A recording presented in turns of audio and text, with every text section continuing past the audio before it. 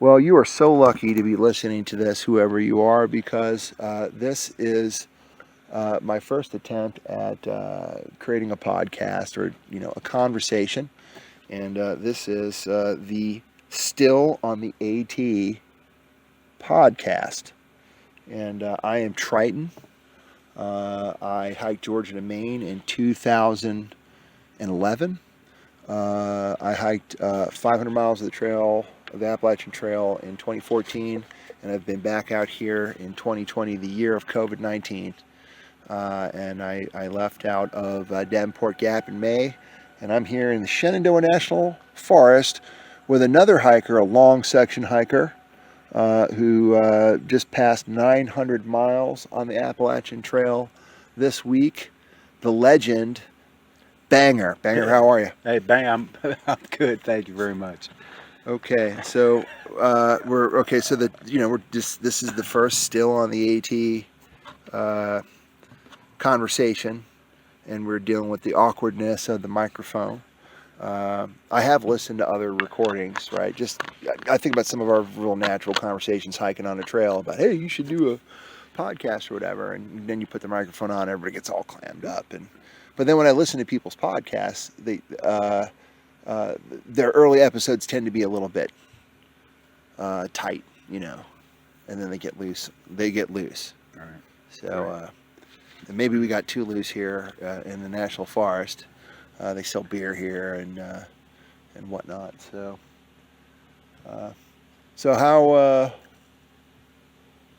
how's your hike today? Here's a question for you. How's your hike today? Describe your hike today. The hike today was very, very easy. The trails in Shenandoah are like carpet, and I went from a motel to a campsite that has a shower. Yeah. So it was a good day. Yeah, we've been able to stop at these campgrounds and the motel. I could have been better. I was hating on the motel a little bit. We didn't name it, did we? No. But it's the motel that's not in Elkton, quite.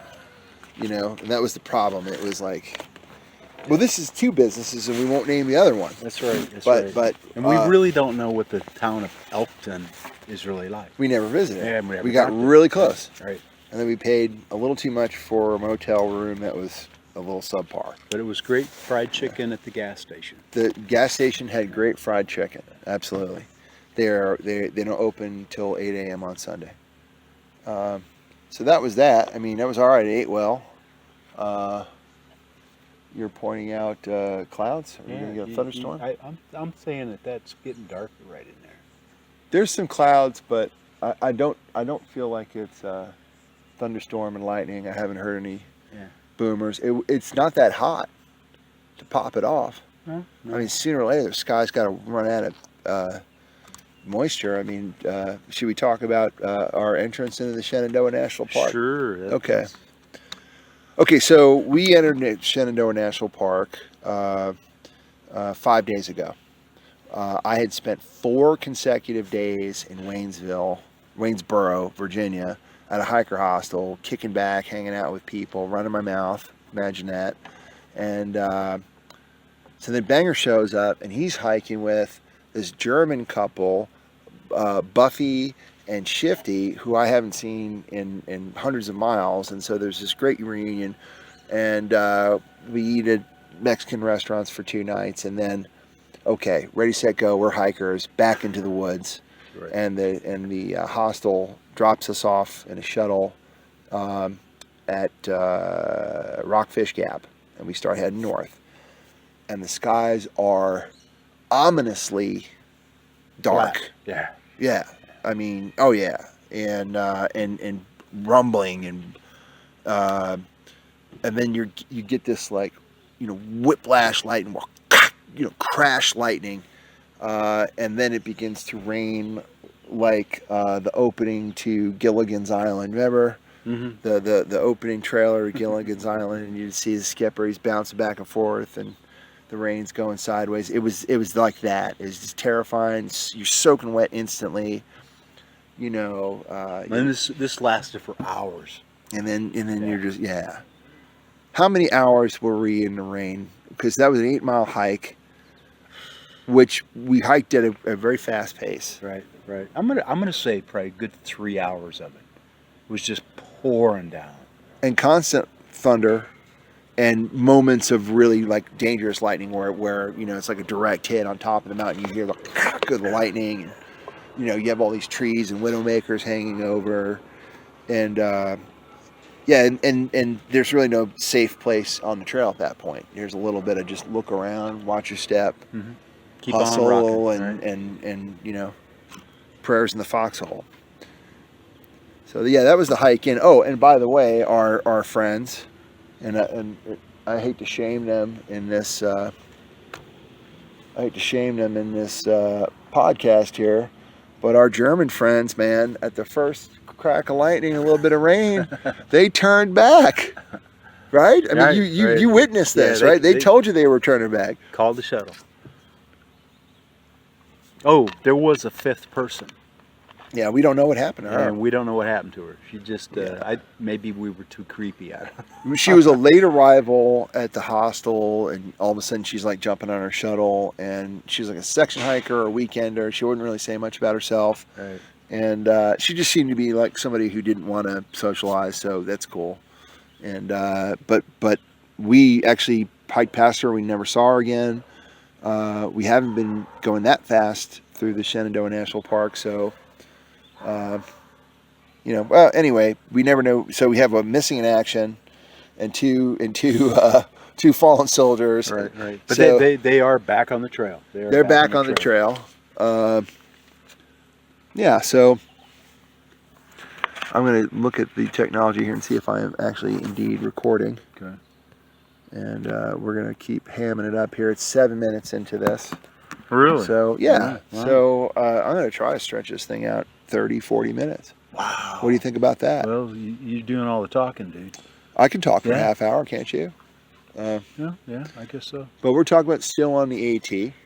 So that's been lately. So the last 5 days we've been in the Shenandoah. That's the context here. We're sitting in the Shenandoah National Park at, what is this campground here? Lewis Mountain Campground. Yeah. So there's car campers here. 0.1 from the Appalachian Trail. It's just surreal. You just make a left, and a few footsteps later, you're buying Coca-Cola or cold beer. There's all kinds of snacks at the campground store. Shower, laundry, a little bit expensive cabins, but if you're platinumizing and high rolling and whatnot, that's a good place to go. But we're over here on the AT side of the tent campground, where we belong, with our tents out. It looks like the sun's still out. Yep. It's late in the day. So the stay at the campground's been a trip. So still on the AT, what is that? That was a Facebook group that I began on March the 23rd. I had worked for a city government in Kentucky. I left employment there on March the 5th, and I decided, hey, I'm going to go hiking. So I let go of my apartment, did not renew my lease, told the landlord I would be out by the 1st of April, and I planned to be on trail first week of April. But it is the year 2020, in the year of our Lord, and so COVID-19 happened, and then there was all this controversy about whether or not the trail would be open, and in fact some parts of the trail were effectively closed. And so then everybody starts going to the internet to talk about it on Facebook and these really common Facebook through hiking groups, and the conversations immediately fall apart into this, I wear a mask, you don't wear a mask, Trump, anti-Trump stuff. It just all got sucked into our horrible American political debate, which is like impossibly uncivil at this point. So all these people just left that group, and I started my own Facebook group called Still on the AT in 2020, and lo and behold, like 1,900 people ended up joining this, and we just kind of just laid some ground rules. The early members of that group, we wouldn't allow people to just get into these horrible arguments. We deleted anything like that, name calling. We just cleared it like a bar room, treated it like a bar, and just post pictures, encourage hikers, post information, and then maybe a week or so into it, vendors. That was the big thing. Vendors started to join. So I remember Mount Rogers Outfitters. Oh, cool. At the time, I didn't know my old trail buddy Lumpy owned it. Yeah. But yeah, Lumpy from Mount Rogers Outfitters joined. Perennial legendary trail angels like Miss Janet joined, and then when figures like that join your group, then all of a sudden lots of people follow them over there. So that's that's how the group started. And since I've been hiking now, it's the end of July, July 27th, I believe. Is that today's date, by the way? I believe so. I started out May 2nd out of Davenport Gap. It's down in Tennessee, just north of the Smokies. I started north, and as I hiked along, I kept running into people from the group, and that was a very gratifying thing, to have these people. Hey, man, I wouldn't have come out here if I didn't find the group. That was cool, and I didn't really do anything other than start the group and a few great people. It's really a kind of a collective effort of people. But as you and I have been talking about, Banger, Still on the AT is kind of a nice slogan. I don't know if a book or a project or something can come out of it, and like we were talking right before we went live here, there is something really notable about the 2020 hiking season, that it even happened. Did you? Okay, so. When you came out this year, where were you at with COVID? Had you had to lock down for a while? Is that something you want to talk about? Texas was definitely locked down, and I lived in a little town outside of Austin, and people were real paranoid. I live in Bastrop County, not Travis. Austin's in Travis. Of all the cases, which was minute compared to Austin or Travis County, but in Bastrop County there were like 33 people that had COVID, and in my little town I had the majority of that, so they were really freaked out. Yeah. There was really no travel bans getting out of Texas, but Virginia did. Virginia, I think, we kicked it to June 10th. Okay. So I shot my plans back 3 times to June 15th. Virginia was especially careful. Yeah. That's where I needed to go to start. Okay. But anyways, yeah. So that's my start date was because of the COVID in Virginia. So you lost a month. Oh yeah. Okay. Yeah, real easy. I've met a lot of people who lost a month. So I wanted to come out first week of April. I couldn't. I ended up staying in a RV in Sevierville, Tennessee, with a trail acquaintance, and I ended up hiking out May 2nd. So I get to Standing Bear Farm, Davenport Gap, and it was great to be back there. It was my 3rd stay, although this is the first time I stayed there since Curtis, the founder of that hostel, passed away in 2016. And that place just bears his mark. But I was there. I ran into a guy, Beefstick, from New York. Another mature man, 62 years old. Cool. And he had hiked. He had left Springer as a thru hiker in January. Excuse me, February. And I had done February starts because I'm slow too. But he had managed to come over to the Smokies in the snow. He'd done it just like I'd done it. So we had a lot to talk about, and he just happened to be heading north. Mm-hmm. And So that was my first 6 weeks on the trail was just him and I heading north, and we had all kinds of adventures, some of which I'm not sure I want to share. But you know, speaking of Virginia, I mean it's a misdemeanor now in Virginia, so It's a good deal. Yeah. Yes. Yeah. I like Virginia. Virginia's a beautiful state, and it's interesting. You know, you talk about like the Civil War is fought here. It's a very conservative state with a Democratic governor, and you go to one end. It's kind of all of Eastern America is right here. Really, if you want to say what's Eastern United States like, go visit the state of Virginia, because you have D.C. D.C. is really the Northeast. Right. Yeah. Okay. You know, you got large chunks of New York City that work in D.C. You got large chunks of everywhere in the nation that come to D.C. because it's the capital, and you know, and then you go to southwestern Virginia, somewhere around, you know, Atkins, you know, one of those towns. You could be in West Virginia or Kentucky or Eastern Ohio. So you know, Virginia's got it all that way. Yeah. So, all right, we're gonna struggle to get to 30 minutes on this, yeah. but that's okay. 16 Nah. and change here, Really? talking, having a conversation. Yeah. I mean, we're gonna have to talk about politics, religion, and big booties or something, you know, just to keep it. No, okay. This thing finally burned out, man.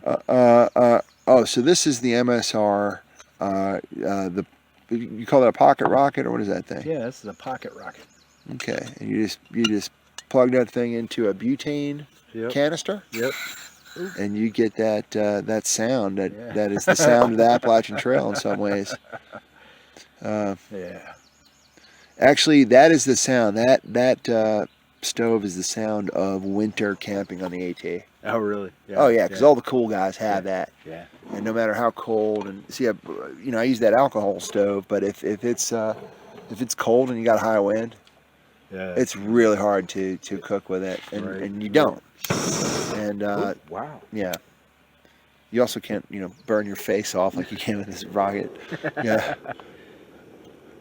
All right. I've never heard of one exploding or anything, right? They're really safe. No, Yeah. Yeah. No, they're great.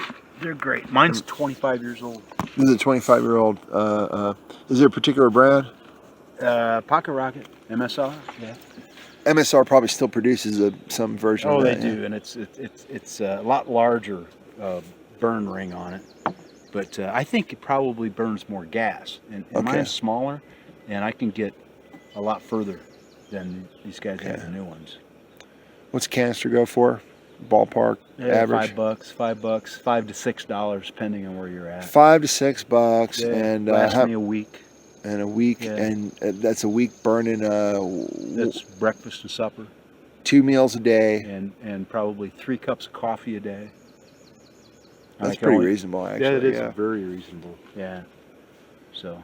And that thing burns in all conditions. You just turn the flame up if it's windy. Yeah, right. Stick it behind a tree, and you know, a little windbreak. It doesn't really need much help. I use my butt pad.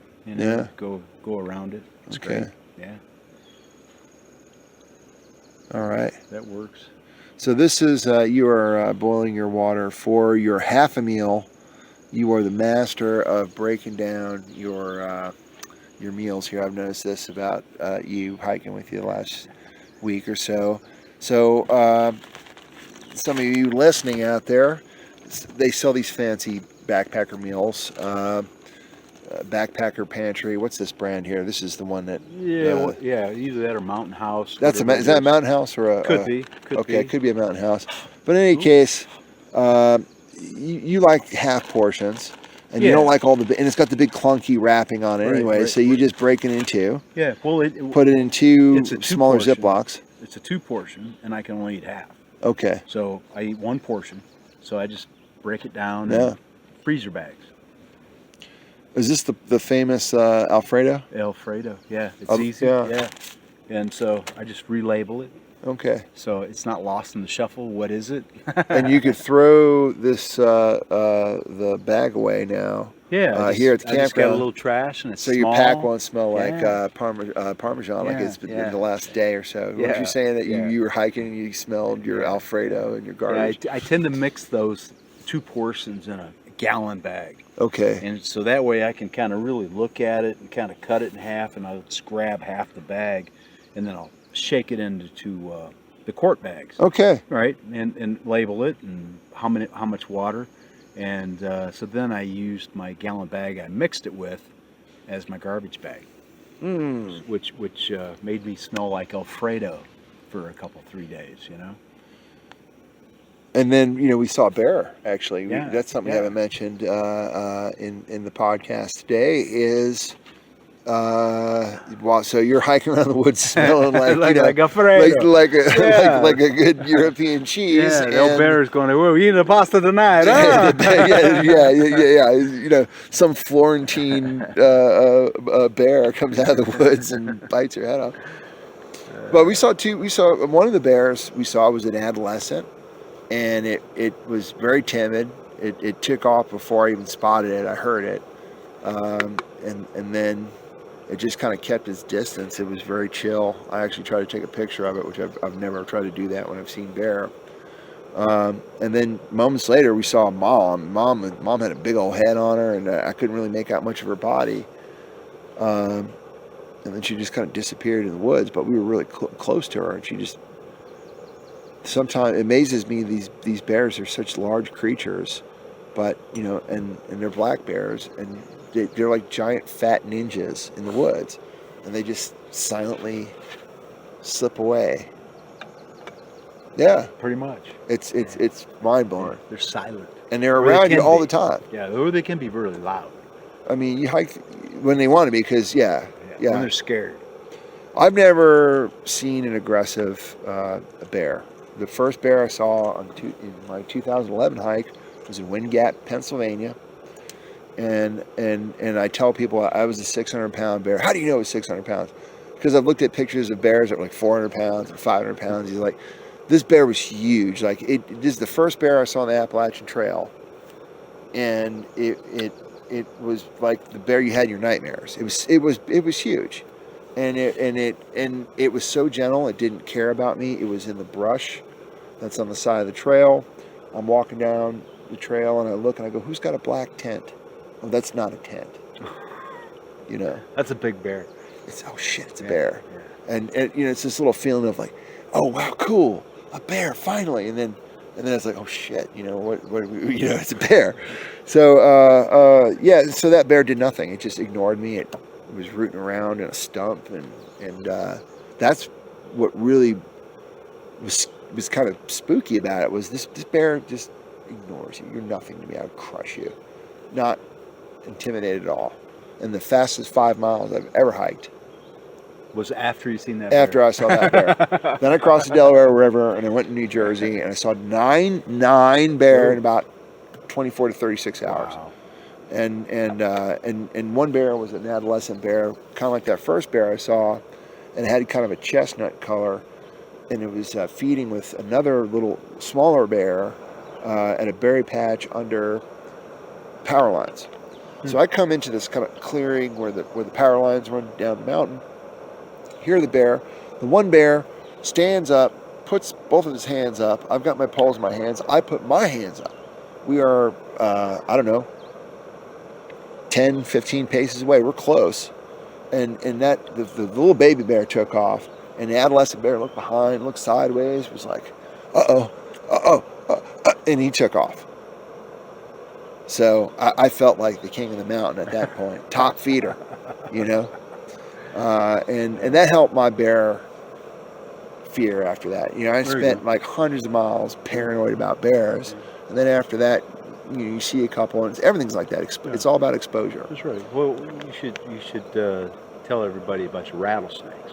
Now then, we've got the snakes thing. I've got my snakes wrap because I grew up in a city. I'm not I didn't grow up in the country, and I have a lot of experience with certain animals. Now, I had certain, Staten Island, where I grew up, had raccoons and possums and actually deer in some places, but no poisonous snakes.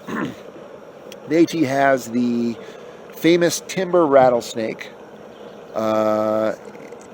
That's poisonous. There's the copperhead, also poisonous.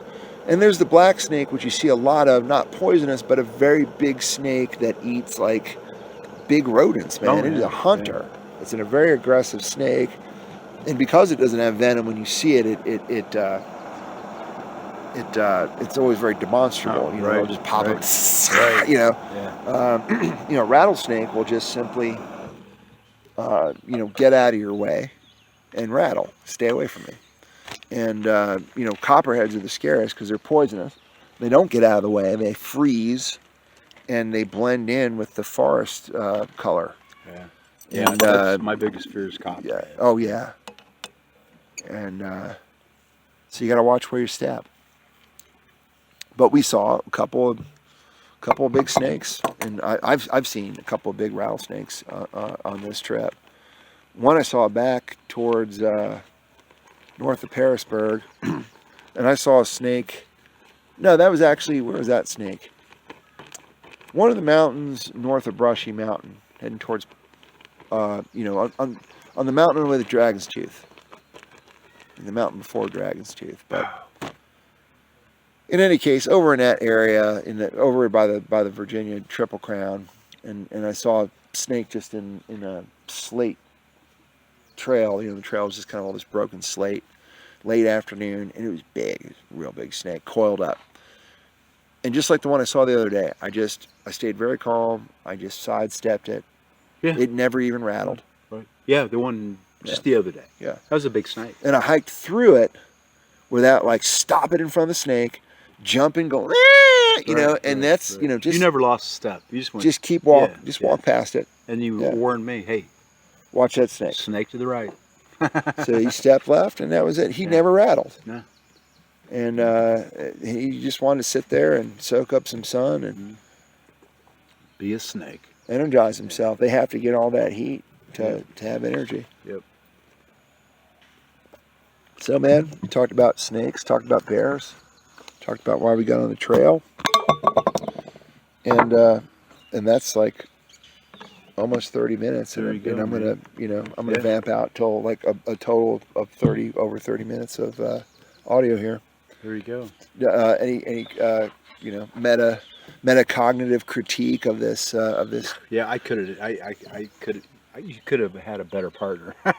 Yeah, that's fair. No, I mean, you're great on audio. I'm the one that just kind of rambles, gets off topic. You're laser focused, man. You know.